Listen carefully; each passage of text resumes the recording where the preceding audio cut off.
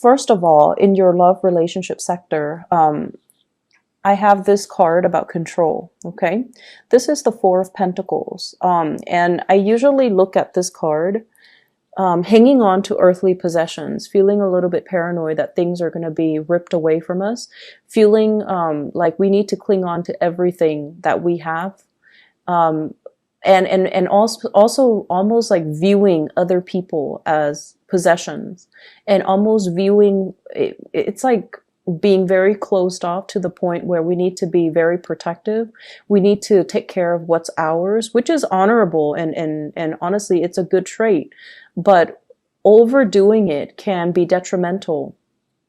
And I do feel a lot of the element of control when it comes to this card, clinginess, control, and wanting things a certain way. And I almost feel like, attributing our sense of self-esteem with our possessions, with the people that are in our midst. And I usually see it as like, the person that has like the trophy spouse, the trophy wife, the trophy husband, the eye candy, and that they can parade around town with someone who's very, very attractive, because they feel like it boosts their self-confidence when onlookers see that there was someone who's very attractive. They get a big ego boost. So it's kind of akin to that, and in a more in a lesser sense, when it comes to relationships, this is trying to control resources, trying to cling on to everything, because we automatically assume that our sense of self-worth, our sense of competence, and our sense of confidence is greatly linked in with the people we surround ourselves and the material possessions that we have in our midst. And I also feel as well, when it comes to arguments, when it comes to dealing with another person that you're romantically involved with, that you're married to, or, a significant other, whoever it is, that you're romantically linked up with, this is like not being able to see outside of our own vantage point. Like I said earlier, clinging on so strongly to our beliefs that when people question our values, question our beliefs, we feel like it's an attack on us personally. And so we tend to get a little bit defensive. And a lot of the times, the things that we are very defensive about are things that we know to be true about ourselves. And that's why it's like touching a sore spot that we don't want to look at.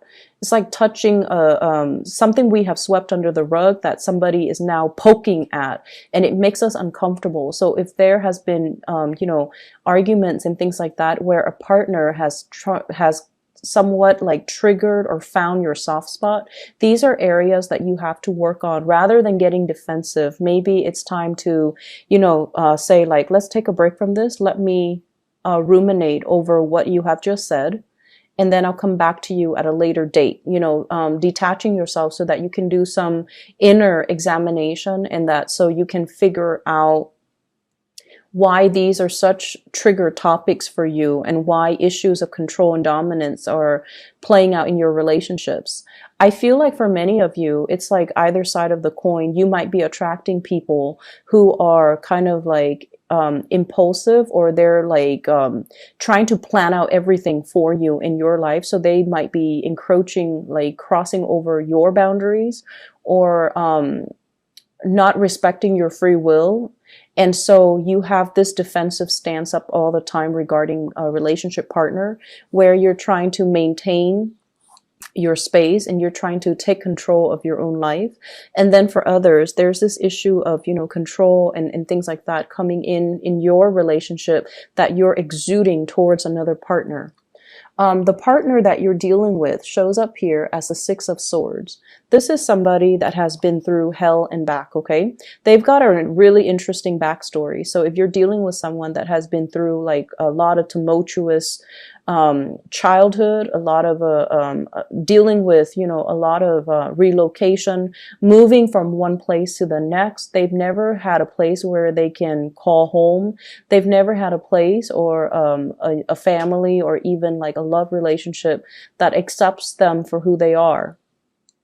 And I feel like this is a partner that has been through so much in their own lives that it's hard for them to believe in love. It's hard for them to believe in, soulmates and stability and even, permanence. Okay. I usually think of this as a refugee card. It's somebody that had to be uprooted against their will from their place of familiarity and safety, and they have to venture off into a new land. And usually this indicates as well people of different nationalities, interracial dating, people of different cultures coming together. And automatically, whenever that happens, there's always going to be ideological differences, cultural differences, even cultural rifts and cultural divides that can be very difficult to overcome. And if there are linguistic differences or they're saying difficulties, but I'm hearing well, it could be both. If there has been communication difficulties due to linguistic differences between the two of you, I feel like that's another issue that's kind of like, it's like another level of that lattice on top of the existing problems in the relationship. So you're dealing with someone who has, he or she has had to overcome a lot of trials and tribulations in their own life. They are very self-made. They don't sit around and whine and complain over things. They just get things moving. And I almost feel this need for someone who you're involved with. They're constantly moving so that they don't have to process things, so that they don't have to feel things, because their emotions can be so overwhelming. If they took the time to really, see a therapist or to really vent, it's like it would open up a floodgate of emotions, and they're not really ready to do that. So you're dealing with a partner who might be very broken, very injured. They're moving away from that. They're sailing away from it, and they're coming into calmer waters, and they definitely feel there is a lot of safety with you. They definitely feel like there's safety, there's a purpose, and they're trying to build that permanence with you. So rest assured that you're with someone that's not going to be leaving, and you're with someone that finds the comfort and home in you.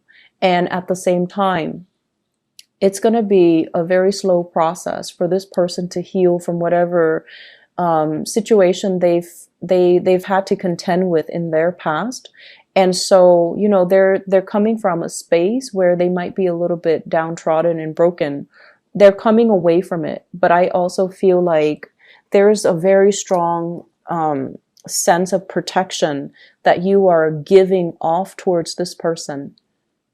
They've been through a lot, and you are also very paternally protective of them, to the point where it might be patronizing, to the point where you are offering to do everything for them and not allowing them that freedom of movement, or not feeling like they're capable or competent enough to do it. You might do it like, it might be inadvertent from your end, but I feel like you're trying to control the situation. Okay. I usually see this combination as like controlling elements seeping into the relationship. One person might feel like it's healthy, but the other person, I feel like, feels like it's stifling. So be very careful about that. If that's your energy that you're bringing to the table, be careful in identifying that early on. If that's an energy that you feel coming from a prospective suitor or somebody that you're dealing with long term. The energy is very subtle, but it can be very toxic in the long run if you're not careful. Okay, if you don't nip it in the bud, it's going to escalate. So be careful about that. I also feel as well, others of you who are dealing with another person who's a lot more, I want to say a lot more stable, is looking for permanence, is looking for kind of like home. Okay, we have here the Queen of Wands, and this is a fire sign, Sagittarius, Aries, or Leo.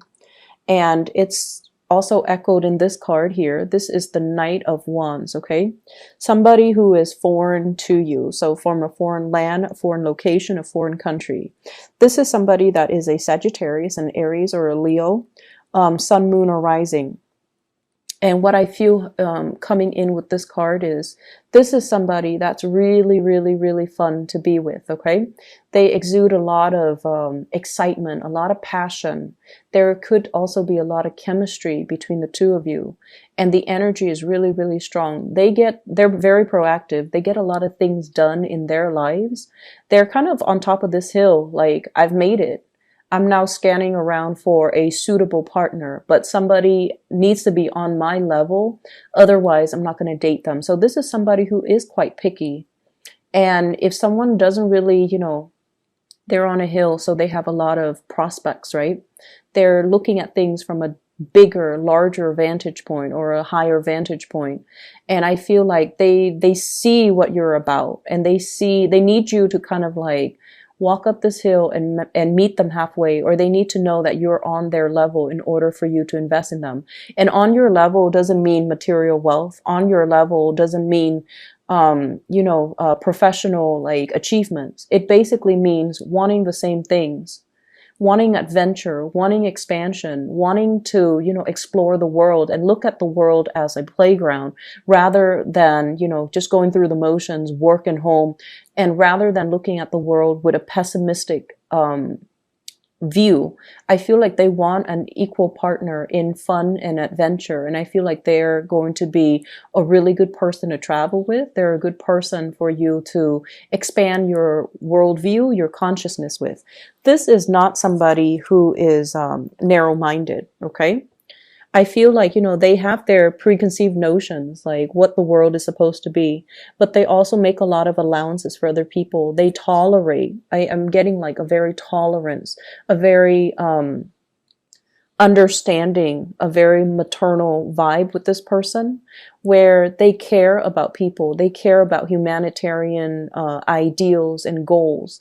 And I feel like they connect to people not as foreigners or like you're from this country, you're from that country, but they have this sense of collective consciousness where they see everybody as a human race, and they don't have any prejudice. They don't have any narrow-mindedness or tunnel vision when they deal with other people. And I feel like for them, there's also this innocent, trustworthy, and trusting energy that they bring to the table where they don't really believe anyone is out to hurt other people. So you might think it's naivety, but I feel like it's more giving everyone the benefit of the doubt. So you have someone that is really, it's like providing a breath of fresh air in your life and a fresh perspective. And because of that, I almost feel like they're really exciting to be around. And I feel that you are trying to build wealth with this person, okay? I have here the Ten of Pentacles. This is an escalation in the relationship. The way that this card is depicted is almost like castle in the clouds, right? Castle in the clouds, dreaming and conjuring up, this ideal family image, this sort of like a grand match between two people where the two people have the same educational level of attainment. If, for example, you have a PhD, they have a PhD. If you have a master's, they have a master's. If you have a law degree, they might be, if you're a lawyer, they might be a doctor. It's somebody who's very, very similar in professional achievements, educational achievements, someone who is a really, really good match. And for those of you who are in arranged marriages, I feel like your parents or whoever is setting you up might have somebody in mind for you who is a really, really good match. So a really suitable match for you, not just materially and professionally, but also a very good match for you on a spiritual level, and that will really allow you to grow and have a really fun relationship as well as a stable, suitable relationship. When I look at this card, I think about royalties and how back in the days, people kind of like, it's like a political marriage. But I feel like with this card and with the energies that it's wedged in between, you're meeting somebody that is a really good match for you. And I feel like there is this nesting instinct that's going to come naturally to the two of you. Okay. Nesting instincts, people assuming their specified gender roles. So even for same-sex couples, it's almost like one person will step up and assume the feminine role. The other person will automatically then assume the masculine role. So whatever that means to you in every relationship, even same-sex relationships, we kind of need to embody the yin and yang energy in order for the energy to flow well.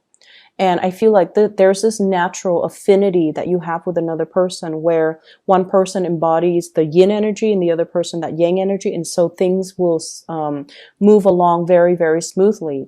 And as a result of that, we're going back to the first card. This is about, relinquishing control.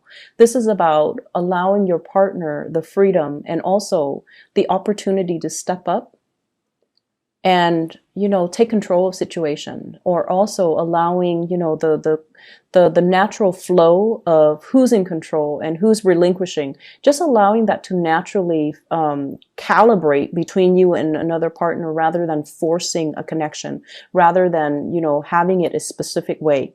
I do feel for many of you in relationships, you are at a point where you are trying to, your nesting instincts are kicking in.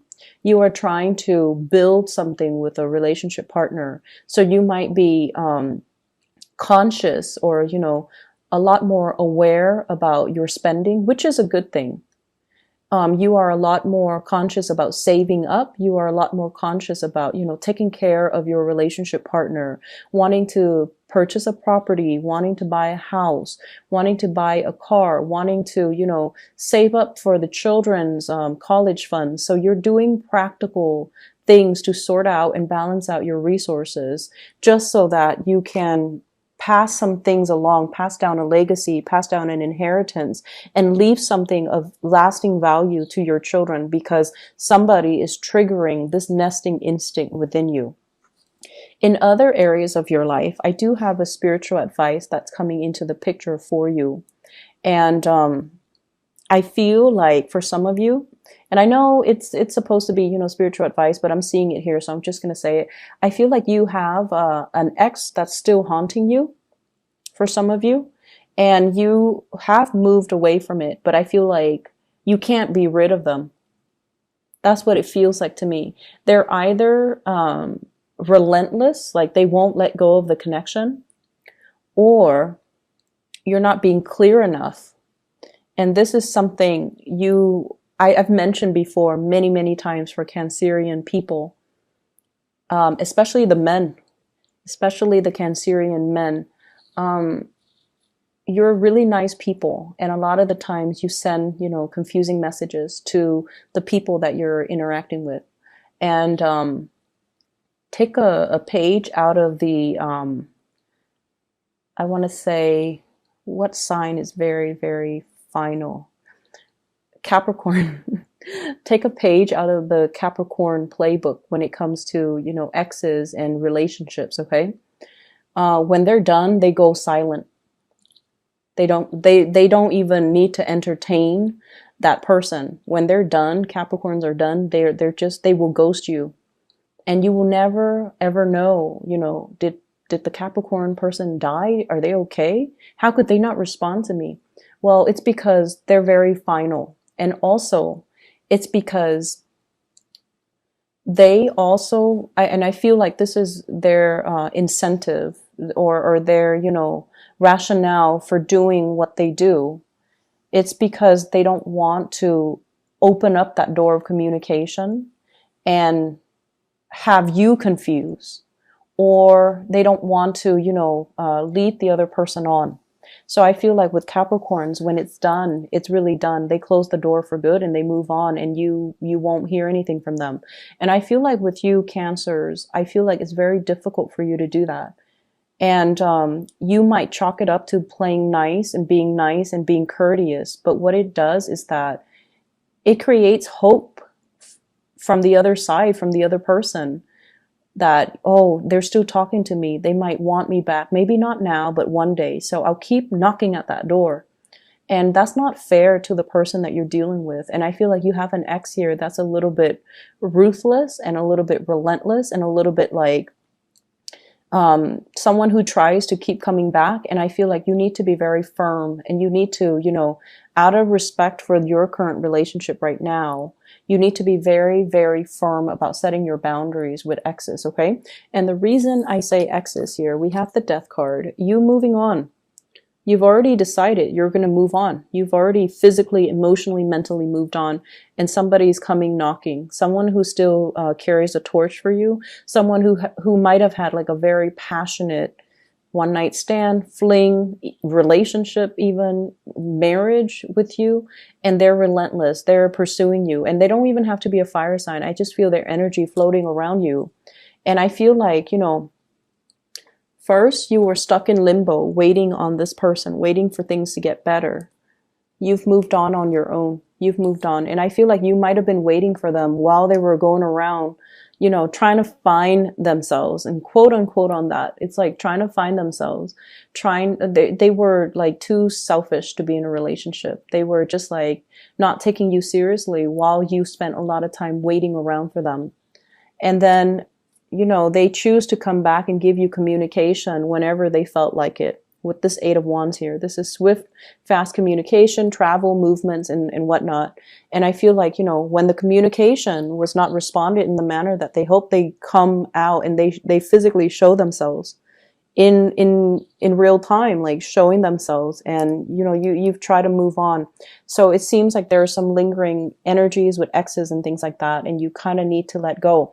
And I see like many of you don't have a choice. You're letting it go because it's really interfering with your current relationship, and you're trying so hard to build that up and to maintain that.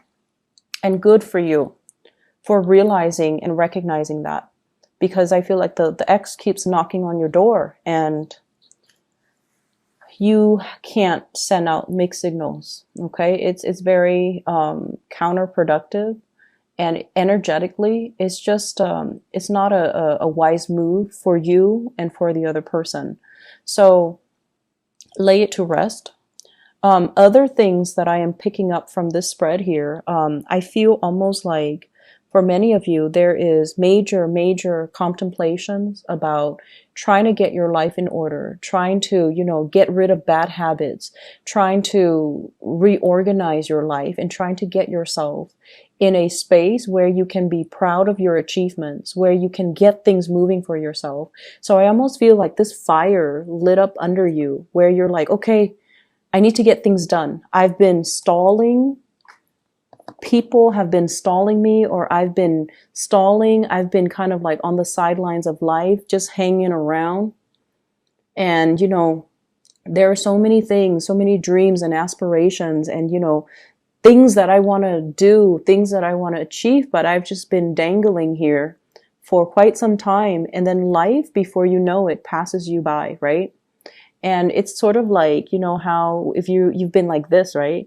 And then you get yourself out of this situation and you turn yourself upright, you have this massive head rush, right? Like it just feels otherworldly. So I feel like that's the head rush. It's when all the information, all the realization, all the revelations coming to you all at once, and it can feel somewhat painful, somewhat disorienting, and somewhat like, time is running out. I need to get things moving. I need to get things started. And I feel like this week is all about continuing what you are doing, but doing it with a sense of urgency. And then I also feel like something is lighting a fire under you, and you're like, I need to achieve. I need to get out. I need to branch out. I need to get moving. So with this swift moving card, this is the rocket here. And I feel like, you know, you're trying to get a lot of things finished, a lot of things wrapped up, a lot of things moving from your end. And I keep seeing oxygen deprivation, like for some reason with the Hangman and also with this card.